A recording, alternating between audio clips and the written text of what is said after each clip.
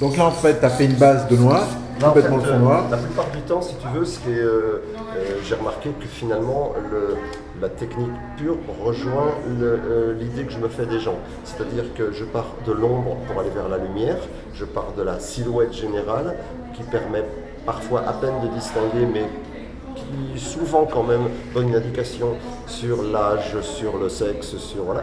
Et puis après, au fur et à mesure, je vais vers la lumière.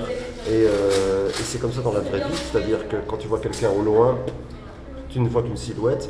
Au fur et à mesure que tu t'approches, les choses s'éclairent et dans tous les sens du terme. Et puis finalement, le dernier petit truc, c'est l'étincelle dans les yeux, c'est le petit reflet dans l'œil. Et là, pour toi, c'est 3 couleurs. Donc voilà. Et ce que je dis souvent, c'est que c'est également comme ça au sens figuré, c'est-à-dire que les gens, parfois, on a l'impression qu'on les connaît, mais on ne connaît que leur contour.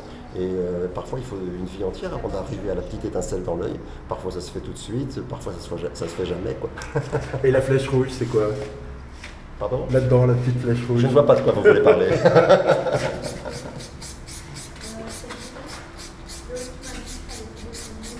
C'est peut-être l'identification de la petite lumière, justement. On a eu cette petite lumière.